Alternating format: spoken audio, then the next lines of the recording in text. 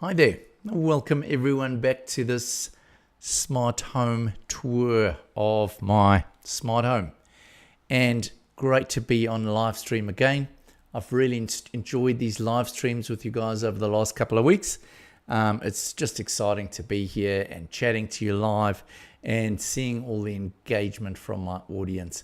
So today, for a little bit of a change, I thought what I would do is have a little bit of a look at my Home Assistant dashboard.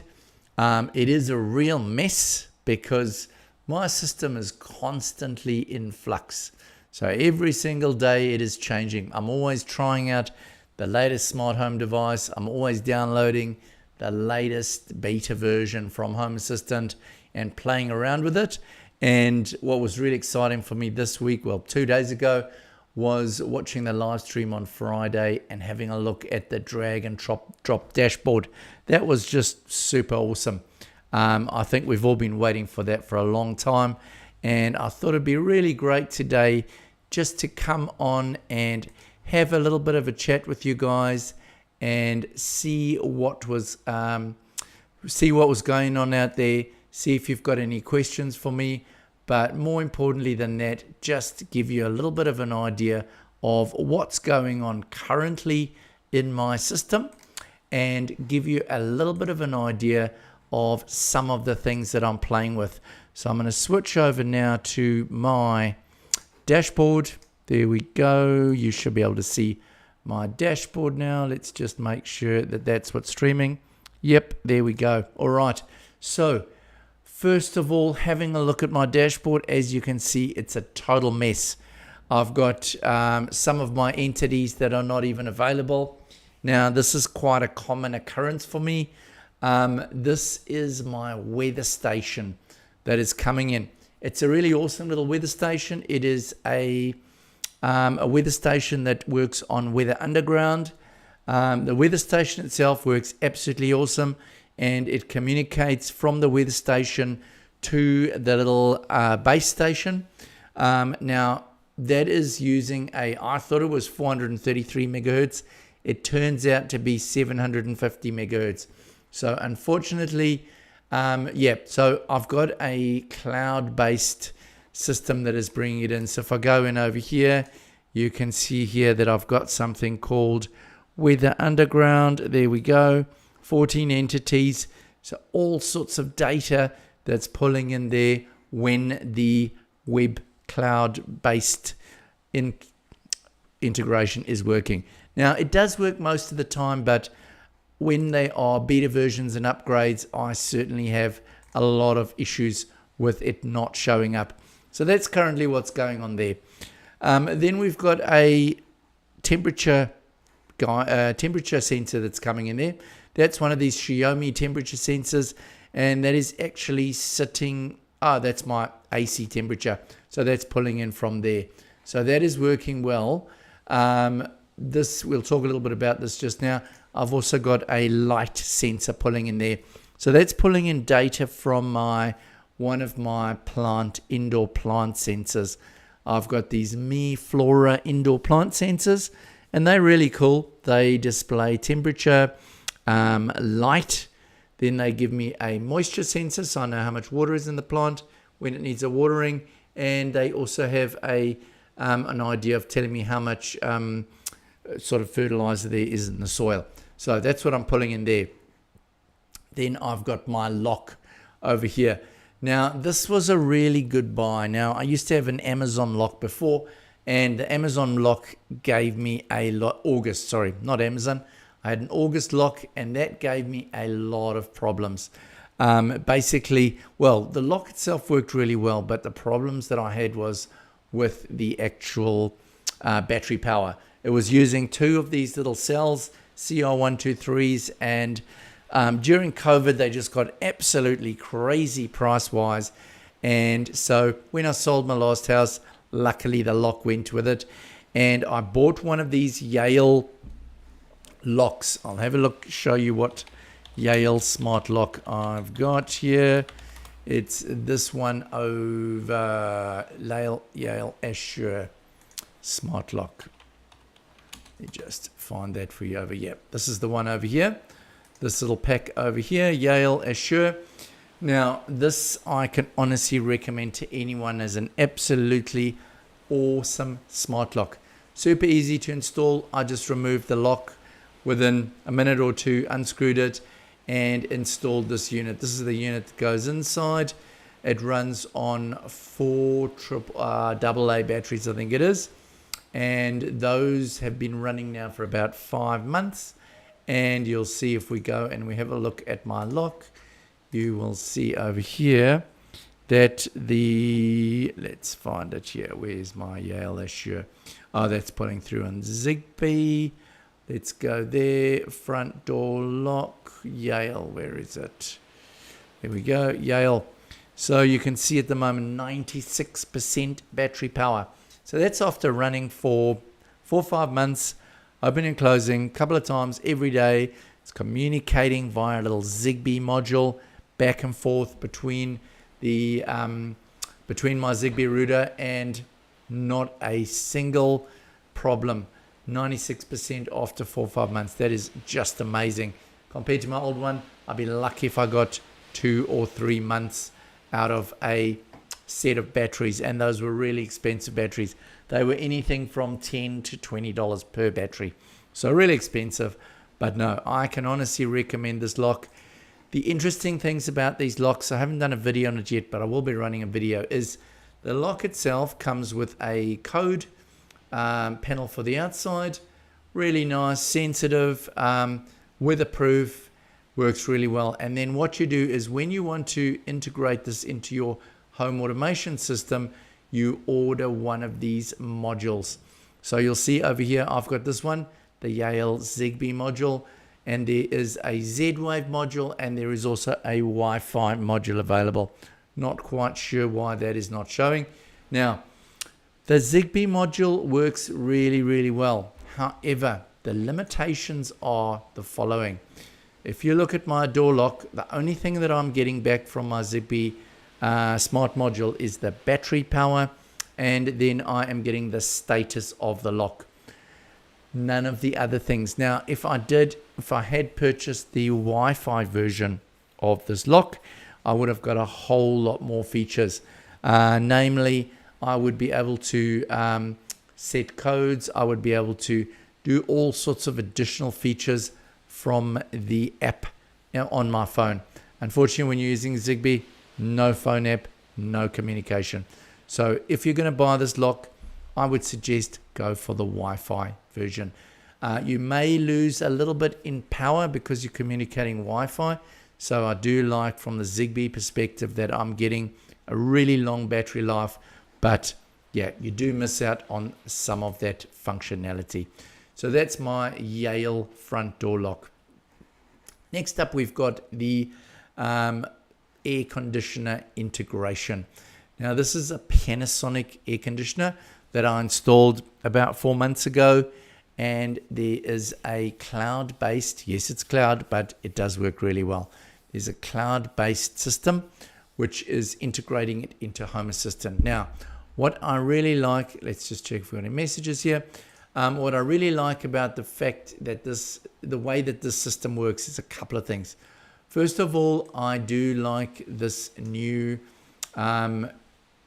module for controlling temperature, heating and cooling, thermostat module in Home Assistant. The beauty about it is that, yes, if we turn it on, let's go put it into heating mode or cooling mode quickly, you'll see it's going to fire up, so I can adjust my temperature very easily. So let's set it down below the point. So there's my current point, 20 degrees. So if I bring it down to 20.5, it is going to start into the cooling mode. Now, if I had this in the fan only mode, it would be just blowing. I can have it in a dehumidification mode, a cooling mode, a drying mode, or a heating mode, or cooling mode. Not sure what that mode is over there. That might be heating or cooling. Yep, I think that's heating or cooling. I think, let's just check here. So if we went up there, it would go into heating mode. If we bring it down there, it goes into cooling mode. Yep. So that's the auto mode. So that's really cool. So that one you can have running all year round. You can set your temperature and it will adjust the air conditioner to do that. The other thing that's really cool is you can adjust your fan mode here. So you can either go into a boost mode, an eco mode. Sorry, here's the fan mode here. You can select between auto mode, which will adjust it automatically, or you can actually force it. So for example, if you're sleeping at night, you want the fan to be on really low and not, switching on and off the whole time. You can set it to a low mode. It would be really just ticking over and either heating or cooling your bedroom without waking you up with a sudden fan mode. So yeah, really impressed with this Panasonic integration. Heat pump itself was not too expensive. It's a high powered unit. I think it does 5 kilowatts of heating and cooling, something around that region, and very effective, and it comes with this Wi-Fi integration. So I would certainly recommend one of those. Now, down here I've got some lights. These are lights in my studio. These are just smart sockets.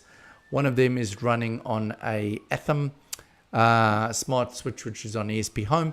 The other one is a Tuya, the new Tuya integration with Home Assistant. Really impressed with that. It's absolutely bulletproof. Excuse the noise, police car going by.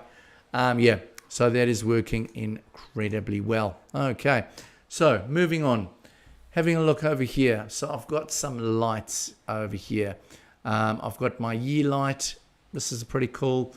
It's just there is a video on this on my website. Year light, there isn't a video on year light. I haven't done that as yet. Those are those little cubes where you can have as a clock, or it can make all sorts of effects and things. I will make a video on that sometime or another. Very impressed with the year light. You can even display things like your YouTube subscriber count and all sorts of things. Great little product, quite expensive, but very effective. Okay. Then I've got a whole lot of Shelly's. Okay. Now these are Shelly 1PMs. Okay. Shelly 1PMs are really nice little products, and I'll tell you why I like the Shelly 1PM. First of all, it's quite small. It's not as small as the latest Shelly's, but still quite small. Can easily fit behind your light switch. But what I really like about these Shelly's is that they may not be the cheapest device on the market. However, they do have power monitoring, which is great. I can see what power I'm using. But second of all, they have overload and temperature protection. So really safe to have in your wall, because they are going to power off if they overheat, but they will also be able to automatically switch off if there's any issues. So I can really recommend Shelly 1PM with the power monitoring. I bought about 10 of them, and I'm installing them slowly as I go. If we go into the Shelly's over here, let's go along to our devices. Shelly, where are my Shelly's now? Scroll down, Shelly's, there we go. So if we go into one of these, you can see here that it'll tell me my energy. I'll switch that one on and you'll see the power that it's going to start using. 16 watts, that's an LED surface mount light that I've got in my kitchen. But, okay, this one is not, oh, there we go over here. Yep. So this is showing me my device temperature. So this is awesome. I can actually see how much, what temperature the device is running at. And you can see I've got an overheat and an overpower trigger that will make sure that it will cut this device off if there's any issues. So I don't need to worry about that running and causing a fire in my wall. My Ford Escape. Now this is a pretty cool, yes, again it's a web-based, but I don't have much choice. I have a Ford Escape SUV. So if we scroll over here and we have a look at devices and settings, and we go down to my Ford, must be somewhere, ESPHome, there we go, Ford Pass. And we go into this device. Now this is pretty cool. I can actually lock my doors.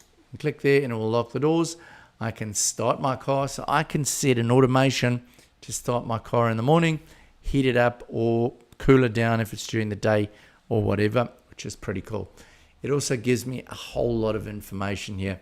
So I can see my odometer, I can see my fuel level, I can see my oil. I've got so many different things that I can actually read. Now, at the moment, the bonus of this in Ford in New Zealand, we get all this information sent to us free of charge. There's no payment that has to be made. We are not being charged for the use of this at all. So it is absolutely awesome. So yeah, if you've got a Ford and you've got one of the later models that has got this Ford Pass, basically where you've got an app on your phone, the integration into Home Assistant, it's a HEX integration, really easy to set up and works extremely well. So let's just go back to our dashboard now. All right, so moving on, curtains. I've got the SwitchBot curtains in my bedroom. These have worked reasonably well. I've got the SwitchBot curtain version 2. When I first installed them, they worked awesome for the first couple of months. Recently, they have been giving me a few problems. First of all, recently the sink has gone out of sync. Now, I'm not using the magnet sink at the moment, and that's something that I maybe need to actually try. They do have 2 little magnets that will actually supposedly keep the calibration in. So I might need to switch over to try and use the magnets. When I first tried to set them up using the magnets, I couldn't get them working with the magnets. But more recently, they are seeming to give me a bit of problems. Like I'll press the button on my wall to move the curtain and nothing happens, or it just keeps running. The calibration seems to have gone out. So yeah, I have just done a software update, and we'll see. Hopefully they are going to improve. This is a smart bedside lamp. I think I've just plugged it out because I was playing around with it, but really cool. It's a Miros LED smart lamp that I'm using next to my bed. Very cool little device. I am very, very happy with that device, I must admit. Excuse me, I'm just checking the chat to see if anyone is chatting with me. All right, so getting back to the dashboard.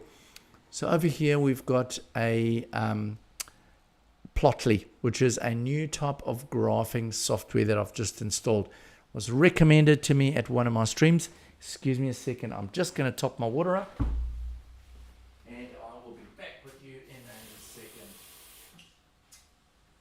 I am still getting used to this whole streaming thing, so that's better. When you're talking so much, certainly gets a bit of a dry throat. Plotly, I would really recommend trying this out. Beauty about Plotly is you don't have to worry about actually setting up a separate database or fancy Grafana or anything like this.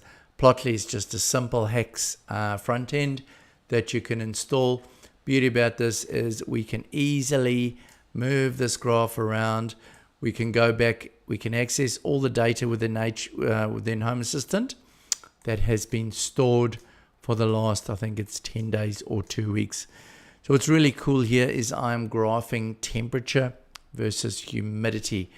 Now the cool thing about temperature versus humidity is that you are effectively looking at 2 inverse relationships. So as the temperature goes up, humidity comes down. As humidity goes up, when temperature goes down. So it's very, very cool to see how these things change around the whole time.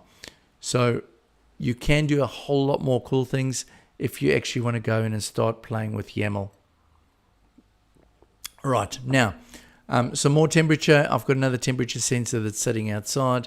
This is another one of my Xiaomi's.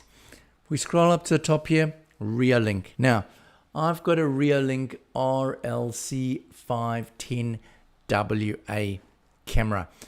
Now, I bought this quite a few years ago. It might be 2 or 3 years ago now.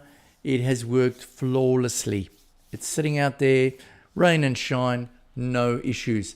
If I actually open this up, you will see here, it'll give us it's a little bit wet. You can see I've got some drops of water because it's raining at the moment, and that's what's making the picture a bit blurry.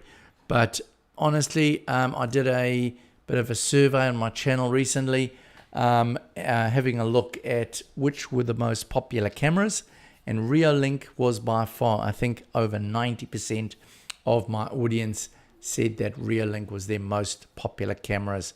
Please feel free, make some comments if you like in this live stream, and let me know what your experiences are with cameras and which cameras you would recommend. I've got a rear link doorbell on the way, so that's going to be pretty cool to see. All right, so next up here we've got CPU temperature. Now I have had a few problems with my Raspberry Pi Yellow, Home Assistant Yellow overheating. So it's nice to monitor the temperature. This is a little YAML code that you stick in and produces your whole lot of stats on the performance of your Pi. Well worth it. I do have a video in my link in my videos that you can have a look at if you want to do that. This health is quite good. As you can see, I've been pretty lazy today. I've only done 800 meters of walking and 4 floors, 1,200 steps. So that is pulling information in from my iPhone on a continuous basis. And as you can see at the moment, I have not done very much exercise as yet for the day. So definitely need to get my butt into gear and do some more exercising. But this is pretty cool because what you can do with these is you can actually go in and you can make automations. So you can set yourself a goal and you can push yourself all sorts of automations during the day, getting yourself to do more exercise and things, or telling you when you've achieved a goal or whatever like that. So I think it's a really good idea. I like having that little iPhone integration. Works really, really well. And for me, it is just a great way of ensuring that I try and keep up my fitness, which is not the best at the moment. All right. So yeah, I think I've got a video on this in my link, but if there isn't, please let me know. Now, heat recovery ventilation. This is a really cool system that I installed a couple of months ago. It's a Stiebel Eltron system. And what this does is it pulls fresh air in from outside, blows fresh air into the bedrooms and the living rooms, and it extracts stale, damp air from the bathroom, the kitchen, and the laundry. So it extracts odors, CO2, dust. The air that comes in is pre-filtered with I think it's an F7 filter. You can buy all sorts of different filter types. I'll show you what it looks like. Stiebel Eltron ventilation, and I think mine is an LWZ180. I think that's the model. So if we have a look, there we go, 170. If we look at the unit itself, you will see what it looks like. These are the Stiebels. That's the one there. So as you can see, it is a square metal box. Oh no, that's what I'm looking at. That's the actual thing that actually splits. There we go.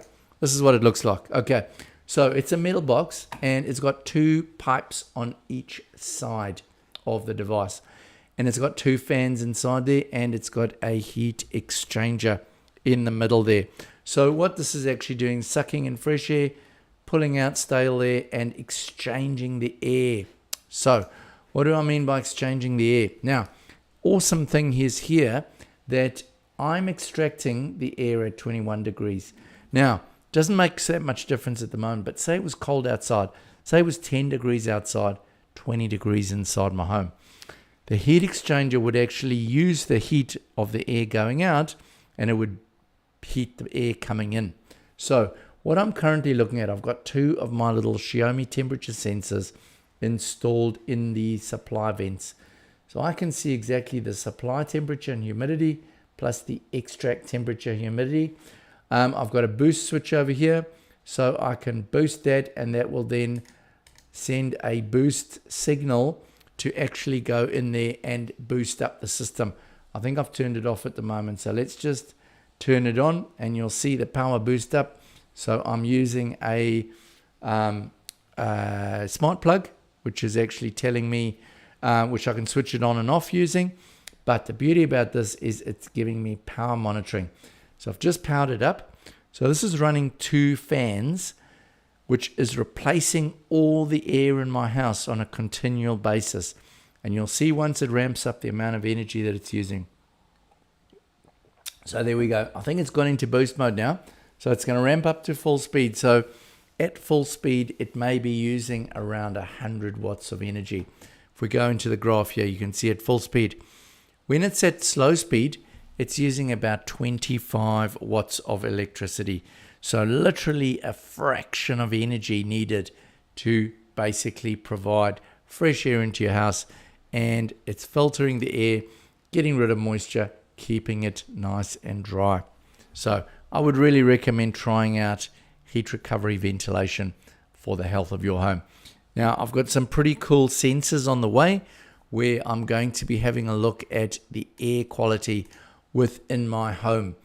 And I'll be testing things like CO2, PM, particulate matter, and I'm going to be checking it with and without the ventilation system running. So that's going to give you an idea of what's actually going on inside of my house and what difference is my ventilation system making. So I want to try and integrate more Home Assistant things into this and have more of a control over this system. So that's my main dashboard at the moment. Now, I do have some other dashboards, but because I'm on a beta version, it seems like the Home Assistant is going a bit crazy. So at the moment, I'm just going to click through them over here. So other dashboards that I've got running, I've got Alarmo running here. Alarmo is a really awesome Home Assistant based, hex based alarm system that you can create. You can attach a whole lot of different sensors, be it door and window sensors through to PIR sensors, all sorts of sensors, and Alarmo will work as a really cool customized alarm system. I actually integrated mine where when I left the home, it could actually turn it on automatically using the fact that my iPhone was leaving home. So Alarmo, I'll be doing a video on that soon. Batteries. Obviously, I've got quite a lot of battery-powered devices inside of my smart home. And one of the things that I like to know is when I'm running out of batteries. So this is a cool little hex integration. For some reason other, it's showing all of them as unavailable. I'm not quite sure why that is, but that should tell me all my batteries and give me the status of power on those batteries. My D-Bot is my robot vacuum that is giving me problems at the moment. Now, this is just a little light button that I created, a light control button, which I'm using on my Sonoff NS panel.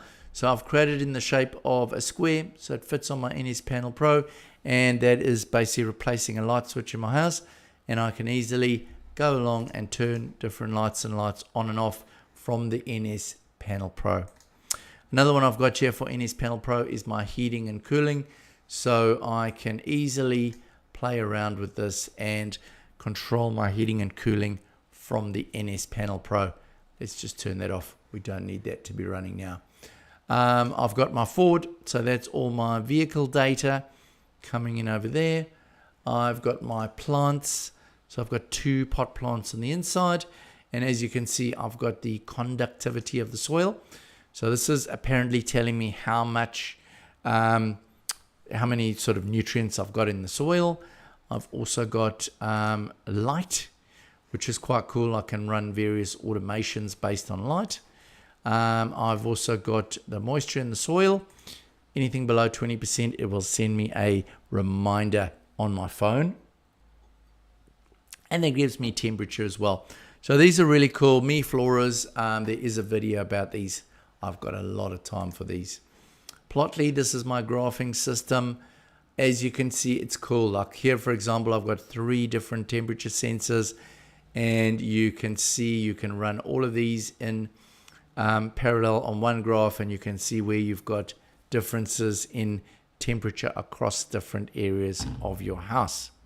All right, so let's have a look. Another thing, Grace, this was what I was playing around with, the drag and drop. So if you've been looking at the new beta version of the software, it should be coming out any minute now.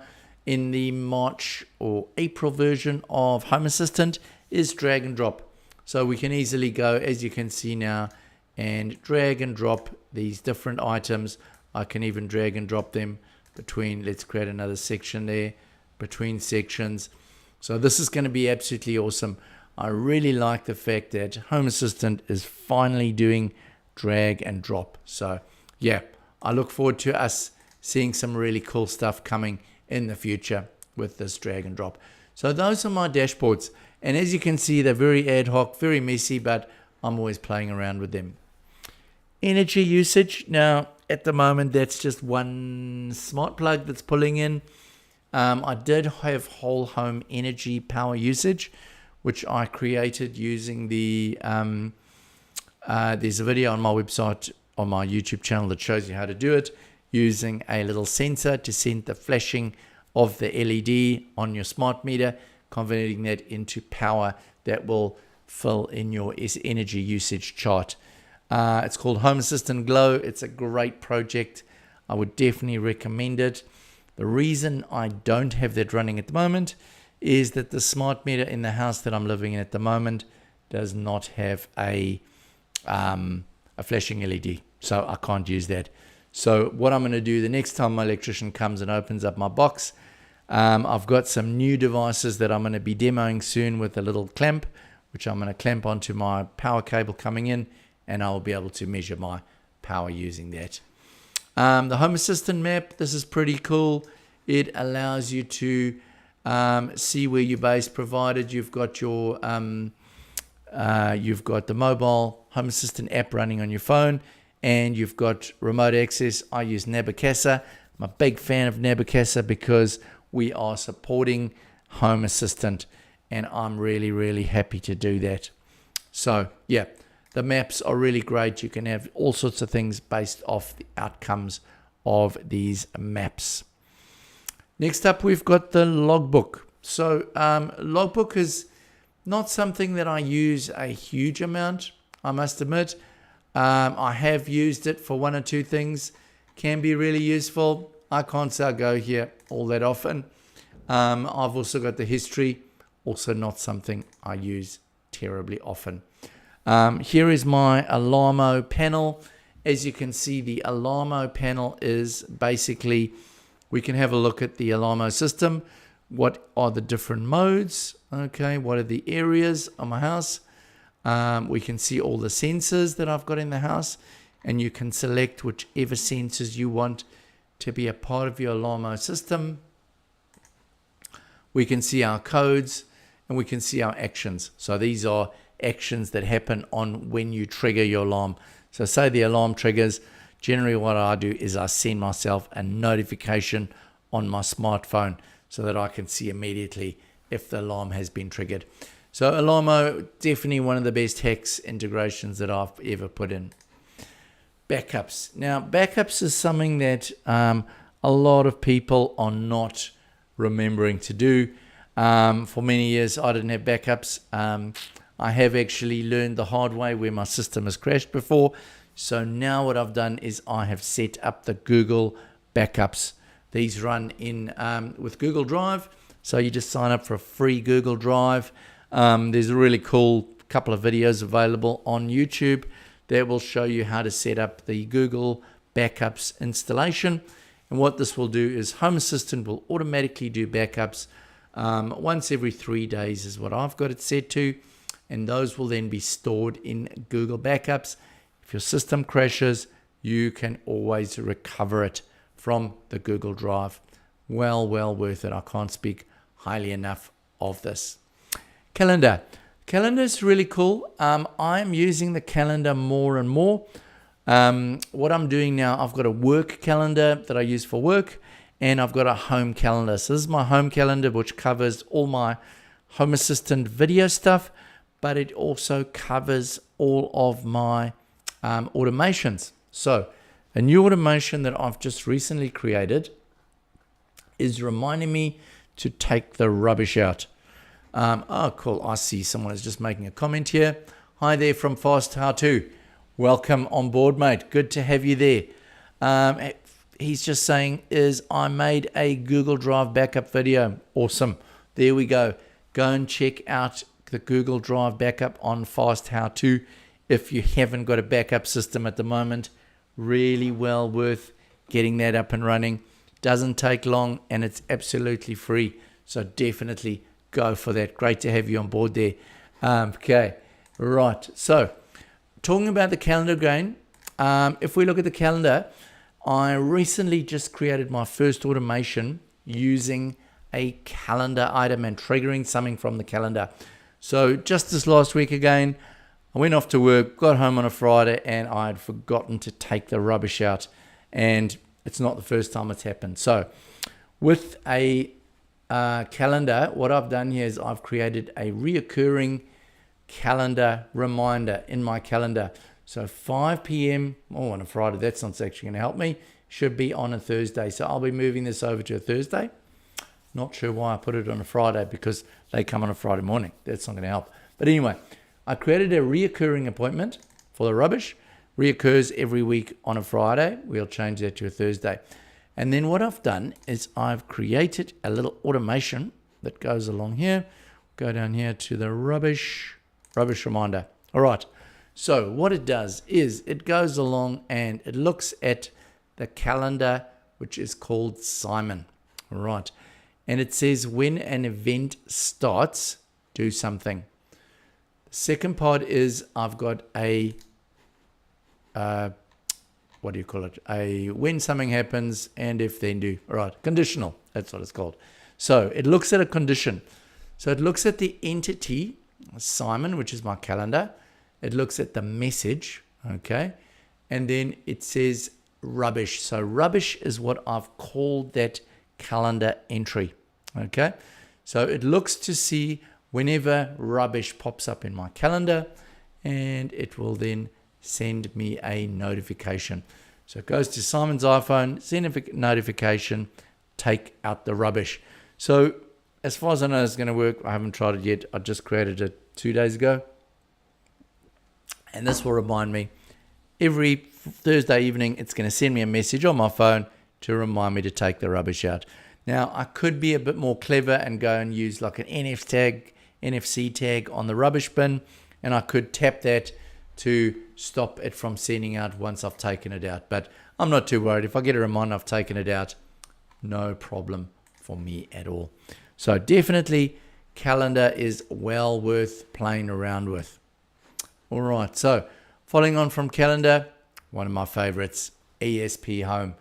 ESPHome, I'm so happy now that ESPHome is part of Navigator, so that they are developing ESPHome. If we just go to the ESPHome website here, you can see on ESPHome, ESPHome is a really simple way to build your own smart devices. You just need to buy one of these little guys. It's called an ESP32 device, and they cost about a couple of dollars, maybe $7 or $8 on AliExpress.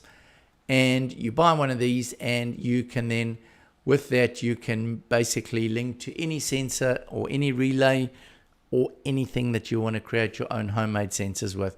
So, for example, air quality sensors, you might say, I want to build myself a CO2 sensor. There we go. There's a CO2 sensor. I want to build myself a particulate matter sensor. There's a particulate matter sensor. All you do is you grab the code. From there, you go along and you create an ESP32. You will go here, new device, and you go continue, give it a name, whatever you want to call it. Next, ESP32. Okay, skip that. You go in here, you edit this, and you add your sensor information. So you'd go here, you would grab this information over here, and you would stick that in anywhere. Now, these are the sort of things that they don't tell you. You can stick it anywhere in here. So I can just stick it in there. And all I need to do is change the details here. So this specific one is communicating, what is this? I2C. So I don't think I even have to tell it anything. I just have to wire it up. So I'm not sure. I may need to go a bit into detail on this one, but that's roughly how you do it. There is a video on my website showing you how to do this with a CO2 sensor. Once you've done that, you effectively plug your little ESP32. I just plug it directly into the Raspberry Pi running my Home Assistant. I flash the ESP32 and I've built my own IoT device. All I do now is I add the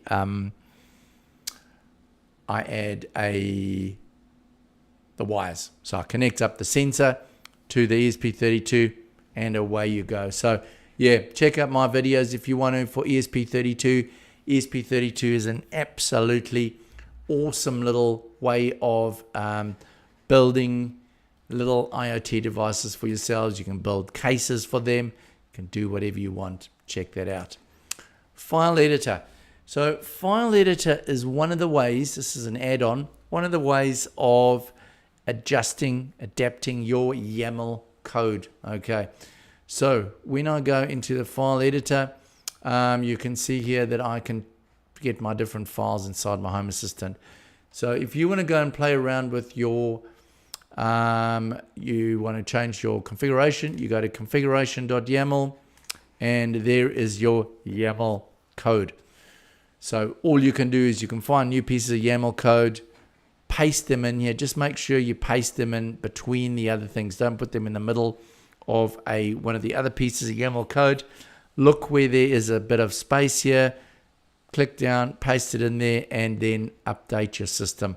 So YAML, it's a bit scary in the beginning, but once you get used to it, it is really a lot of fun and not as difficult as what you might think. I was really scared to touch my YAML file in the beginning.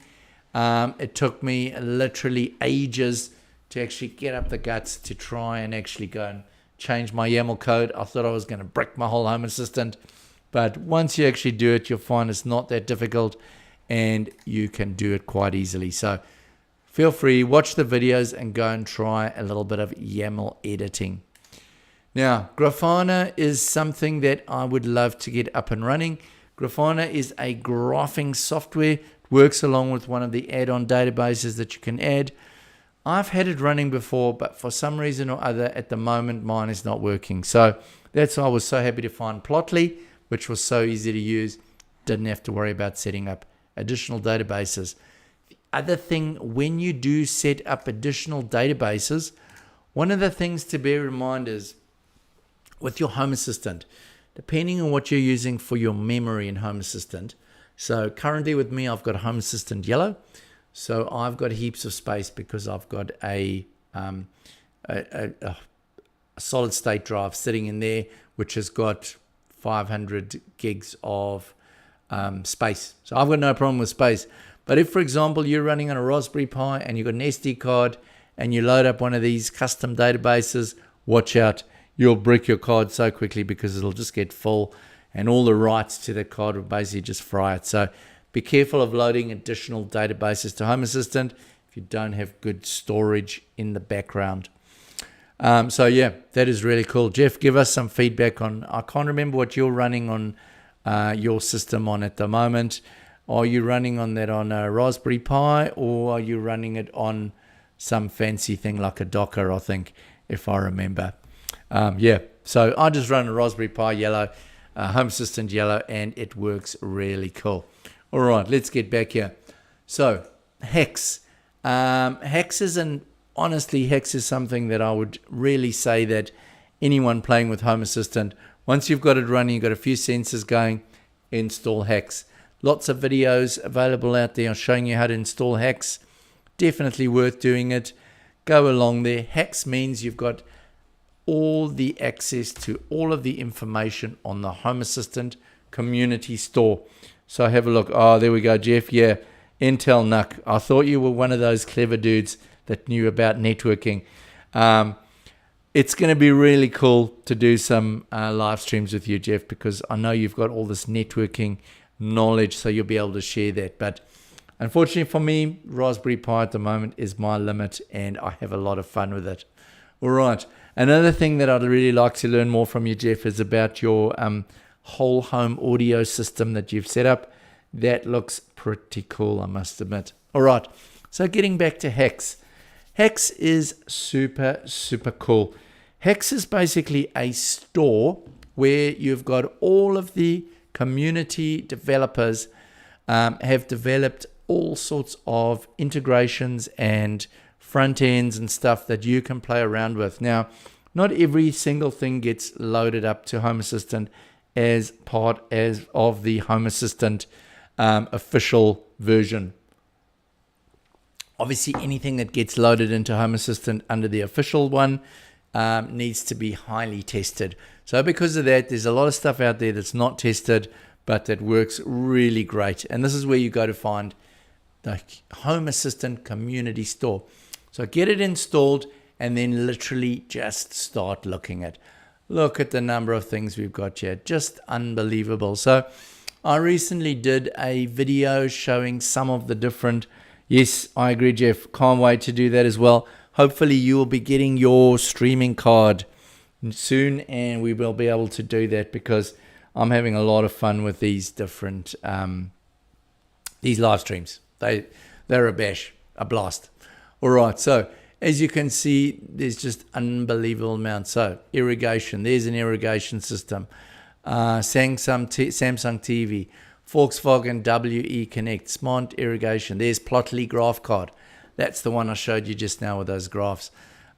Simple weather cards. There's just so many thousands, I think there are, of different cards here and integrations. Oh, it's arriving tomorrow, Jeff. Fantastic. Once you've got that fired up, let me know. Let's get a live stream going soon, mate. All right. So now, if we're looking at the Home Assistant Community Store, there's a couple of things that we can look at. Now, if you want to look at the really popular things, you can go to the downloads and you can sort it by downloads. So the most popular download on the Hex store, strangely enough, is Hex itself. So if we go in here, you can see that 264,000 downloads. That's right. I haven't got my glasses on. 264,000 downloads of Hex. Unbelievable. Next up is this something called Apex Charts Card. Wow, what could this be? Let's have a look. Wow, some more cool graphing software. Now, because I love collecting data, I love playing with charts. So why don't we just download this and see what happens? So we can download this. When download, this will be located in config.whatever. So literally, that's how easy it is. You go to Hex, you search around, have a look, find stuff, reload the browser. There we go. So we just click reload. That will reload my Home Assistant browser. Now, what I'm assuming is I've got a new type of card. So let's go to overview. Let's try and paste in one of these new cards. Edit. Let's go Apex. Let's see if there's an Apex card here. Apex, there we go. So I've now got a custom graph card. Let's save that and let's see what it's going to do. Wow, look at that. That is another super cool graph. So let us go in here now. What can we edit on this? Let's just save that. Okay. So what this is graphing at the moment is the front door battery. Okay. So this is the front door. Okay. That is my Aquara front door. The reed switch, one of those little switches that'll tell you if the door's open or not. So what this is showing me is the door battery. Now, as you can see with button cells, they go up and down like crazy. And something about front door volume. I have no idea what front door volume should be. Let's see. Oh, part of the voice assistant. Okay. So it's just taken two arbitrary entities here. But let's see if we go back into edit, what we can do. Let's go in there, edit. Okay, so basically with this, you have to code in your YAML code here. You would just paste in whatever entity you wanted to graph here, and you'll be able to create awesome looking graphs. So that just goes to show you how easy Hex is. You literally just start running through these different Hex integrations, and that can then tell you and show you all sorts of super awesome things. Except, oh no, I'm seeing old Mr. Hire. Now that is a fatal one. I have a Hire dishwasher, and these are the guys that have basically thrown it out, and they don't allow us to integrate anymore. So that will just get my backup. But yeah, there are so many different ones. There's Miros. That was the LED lamp that I use. It's just unbelievable. So there's the Panasonic. That's Comfort Cloud. That's the one that integrates my heating and cooling system in my home. Here's Niwa Tides. This will tell me what is happening with my local tides. So honestly, Hex is just the best. InfluxDB, this is one of these add-on databases that will work alongside your Home Assistant database. As I say, mine's not working at the moment. Not sure why, but these are available if you want to play with them. Media. Media is an interesting one. I haven't done a huge amount with media. If I click open here, I can see my camera. This would be my rear link camera. For example, nothing seems to be showing there at the moment. Rear link, there we go. There's my rear link camera. So what this is doing at the moment is storing all of the times that my rear link camera actually stores something based on an event. So it's picked up someone walking past or driving past my front garden. Okay, so media sources, you've got my media. So I can, for example, go in here. I can upload media files. So I might want to upload audio files, for example, and I might want to play them over my audio system. So media is quite cool. I haven't done a huge amount with it as of yet. Even as a radio browser in here, I can go in here and I can select a radio station. I can play it through Home Assistant into one of my smart home speakers dotted around my home. Okay. Next up, we've got Node-RED. So for some reason or other, the add-on is not running at the moment. I don't know why. I'm on the beta version, so I am having all sorts of things happening. But anyway, Node-RED, I'll just show you quickly what Node-RED is all about. Node-RED is a graphical workflow tool, and it is absolutely awesome. If you want to get a little bit deeper into creating automations and you're not a coder and you want to go a level up from the standard ones where you are doing the Home Assistant stuff, and you want to go next level up, Node-RED is the next level. So Node-RED is a graphical workflow tool. So if you look over here, you've got these little graphical flows that you can use to create workflows. So Node-RED, definitely worth it when it's working. Not at the moment because I'm on the beta version, but Node-RED, well worth playing around with. And I will show you in the future a little bit about Node-RED and about a couple of the things. I used Node-RED a while ago to create a little control. I took one of those, it almost looked like a rotary pot, but it was actually a rotary encoder. So I took a rotary encoder. I wanted to start reading information out of that rotary encoder to do things in my home automation. So I fiddled around, tried to find information. Eventually what I did, created a Node-RED automation, which was pulling the information from that rotary encoder and was able to change things in my smart home based on a rotary encoder. It was really cool. So well worth it. If you want to play around with a little bit more of these sort of things, automations, give that a bash. Studio Code Server, once again, not running, similar thing. Studio Code Server is basically I was showing you earlier, that's where you can actually go in and edit your YAML code and things like that. Terminal, I can't say I've really ever used Terminal, but it's a way of actually going in and controlling your Home Assistant via code. To-do lists, this is something relatively new. I think it came in last year. I've tried this. I haven't really found a use for it as yet, but then again, I'm sure I will find a use soon. Calendars, I thought I was never going to use. Now I'm using them with automations and everything. Developer tools, this is quite a good one. Developer tools allows you to do all sorts of things with services and templates and events. Yeah, worth having a look at developer tools, most definitely. Then, of course, settings. This is the way to get into the back end of Home Assistant and start controlling things. So one of the best places to go is devices and services. Devices and services, as you can see, I've got quite a few things in here at the moment. To name just a couple, we've got Apple TV. Now, I don't actually have an Apple TV. I've got an Apple Home Hub Mini. And that is quite cool. The beauty about that is that I can run Apple HomeKit and I can access that into Home Assistant. So worth having a play around. One of the things with that is that if you don't have an external access to your Home Assistant, you don't want to pay for Nabocasa or set it up, you can use Apple HomeKit with a free remote to actually access your entities. Next up, we've got Aeronet. This is a cool little CO2 device. Seems to be unavailable at the moment for some reason. Bose SoundTouch. This is a Bose speaker. This integration is not really great, I must admit.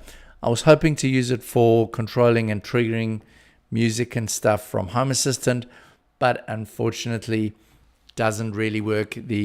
I think that the people that created this have not really kept it up to date.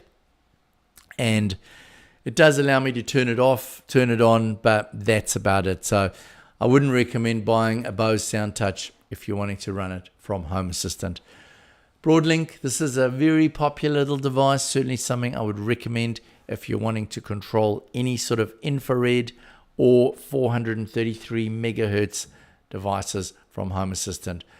Very popular. I've created a video on this. It's been one of my most popular videos. Bluetooth Home. So this is a new Bluetooth system and was developed into Home Assistant last year. Really cool. It allows us to access these little Xiaomi Bluetooth sensors, $5 sensors. We can read in temperature and humidity very easily after we have flashed them with the Tel-Link flasher. I have a video showing you how to do that. Okay. DLNA, this is something to do with my modem. Honestly, I wouldn't even bother with it. DNS IP, this is a really useful little one. If you want to know what your IP address is, you can actually go in there, DNS IP, you just download it and it will show you what your IP address is of your Home Assistant. You often need it for various different things. Ecovacs integration, honestly, my Dbot T9 has just packed up.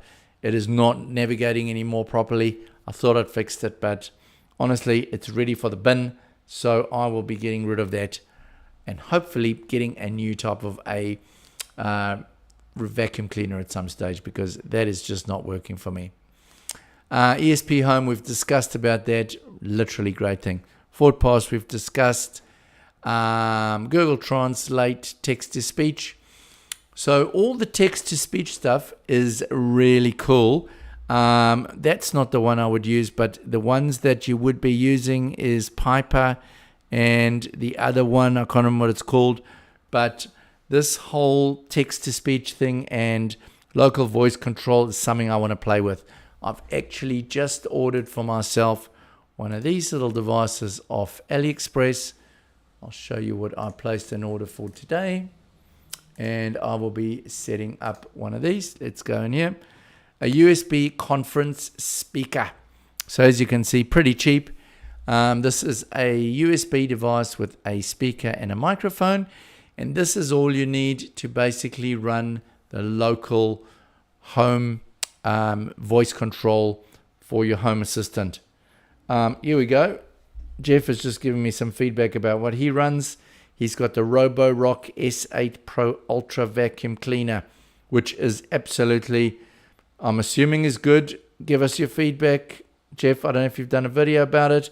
I know Roborock is one of the top brands, so seems to come out well in a lot of the different videos that I've watched promoting it. Piper and Whisper, that's the one. So Jeff, I don't know how much you've played with Piper and Whisper. I managed to get Piper and Whisper running, so it is working. I did try that tiny little M5 stack.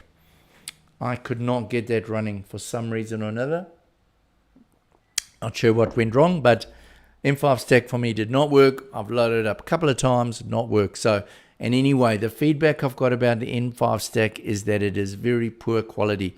It's a tiny little speaker and the microphone is not very strong. So, oh, there we go. Video coming in a few weeks. Great. Look forward to seeing it, Jeff. Now, so I've just ordered this little guy. I saw someone's video the other day that's taken one of these cheap USB mic/speakers and has integrated this into Home Assistant and is using this to control it via local speech control. So I don't know if you saw the news, but apparently Amazon is basically talking about starting to charge for Alexa at some stage. And yeah, that's the way these things are going. So we're all about local control. So I'm really looking forward to trying this out, making a video on it, and giving you some feedback. All right, getting back to this. Where were we? It's teacher spec. Hex, we've talked about a lot. Holidays. This is a really cool integration. What this one does is it effectively takes all of the holidays for your territory, your city or your state or whatever it is, and it basically inserts all the public holidays, bank holidays, whatever you call them, into your Home Assistant calendar. Great idea. Really worth using it. HomeKit Bridge. Yep, this is quite cool, as I say, because it means that you can use HomeKit to access your Home Assistant entities from a remote location if you don't have Nabocasa or another version of accessing your Home Assistant. iBeacon Tracker. Now, I've never actually tried these Bluetooth iBeacon trackers. Jeff, I don't know if you've played with any of these. I did order one the other day on Ali, and for some reason it never arrived. So I don't know what happened to that. But Bluetooth tracking, I think there is some value in playing around with these little devices, seeing what they do. Just excuse me, I'm just going to go grab some more water quickly.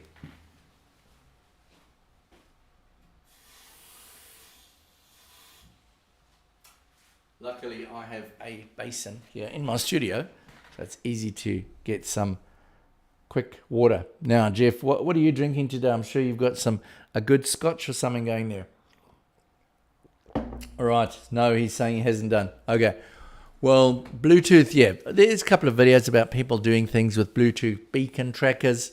So, yeah, it could be interesting to try out one of those and see what they are all about. All right. LG Web OS TV. All right. So I have an LG TV. I plugged this integration in. Yes, it allows me to turn my TV on and off. Other than that, don't know much more. I believe that you can do a few things. Oh, yes, he's saying he's got his scotch going. What time is it there, Jeff? It must be a lot earlier than it is, or later. I suppose you're late in the evening, yeah. I always forget I'm in New Zealand. And, oh, there we go. Jeff's telling us he's got a Brunach. I don't know how you spell that. I'm terrible at pronouncing these names. Although I did live in Scotland for a while, so I should be better than that. But it sounds like an awesome dram that you've got going there, Jeff. All right, so getting back to LG. So there are some cool things that you can do with LG TVs. As far as I know, you should be able to stream, for example, your doorbell camera to the TV, stuff like that. I don't worry too much. I've got the Amazon Show, and that pops up my doorbell stream from my... It's 11 p.m. there, Jeff. Wow, quite late in the evening already. Yeah, my time is 5:36 at the moment. So, yeah, a lot earlier than you, mate. I shall definitely have a nice Brunach at some stage to see what that tastes like. All right. So, yeah, LG TVs, yep, definitely an option, but I haven't really played around with mine too much. Okay, calendars we've talked about. Local IP address we've talked about. Meta. Meta's a really interesting one. I'm playing around with Meta. Well, I've played around a little bit. I ordered that really cheap Meta Smart plug, was it? Yep. That was really easy to integrate and worked really well. That was Meta over Wi-Fi, not Thread. I then ordered another Meta device.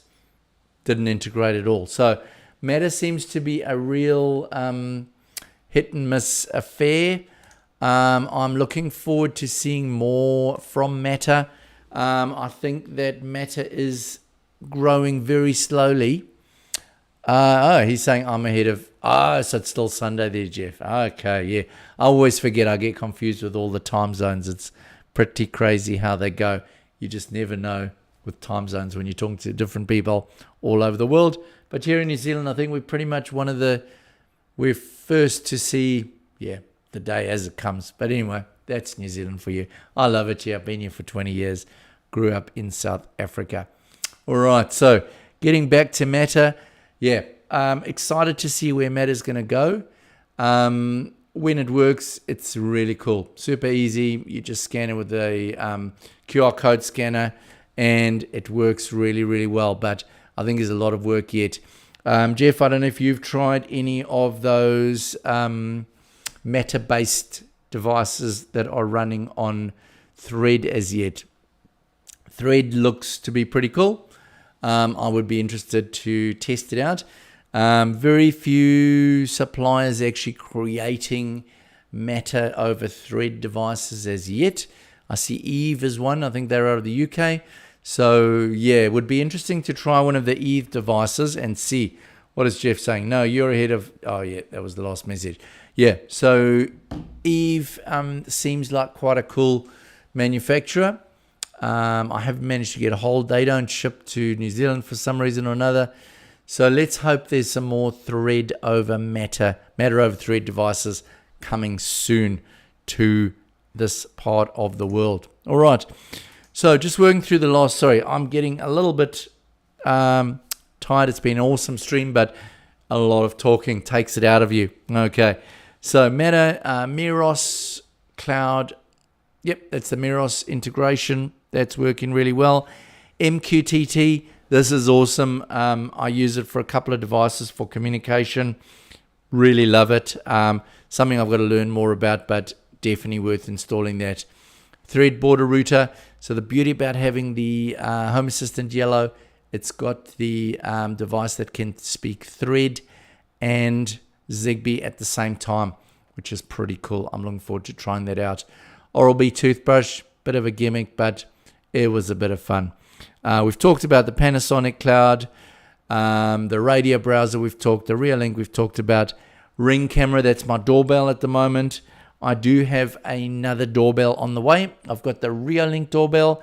There seems to be some awesome discussion about the Reolink doorbell. So I'm really looking forward to actually getting that. So Jeff's saying no Matter here. All right. So Reolink doorbell. Can't wait to see that out, to try that out. Should be here in the next couple of weeks. Thread we've talked about. New Tuya integration. This for me is working really well. I'm happy to buy Tuya smart plugs. They're cheap. They now work perfectly. I don't have to go through any drama. WLED. This is really cool. I've just got these couple of WLED devices up and running. WLED is a super cool way for controlling LEDs. Open source, fully integrated into Home Assistant, and I'm using the ESPHome WLED controllers, but I've built my own using ESP32s as well. Really super awesome. My brother was just showing me he's building some really big LED illuminated numbers for his house at the moment, 3D printed, and he's going to run them off WLED. So really cool. I can link you some guys that do some awesome work, guys like Dr. Z with WLED. It's a fantastic, fantastic product. Okay. All right, so let's just finish off, and then I'm going to have to call it a day. Wonderground, that's my weather system. Xiaomi Bluetooth low energy. These are a couple of things coming in from the Xiaomi network. And obviously on my Zigbee, I've got a whole heap of Zigbee devices.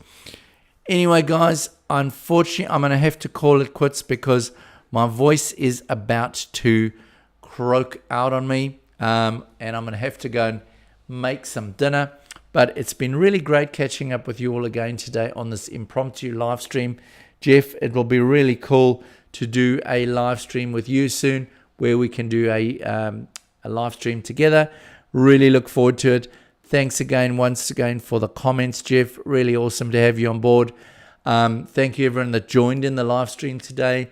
Look forward to seeing you again soon. And please like and subscribe if you enjoy this channel and you want to see more content. That's all for me now today.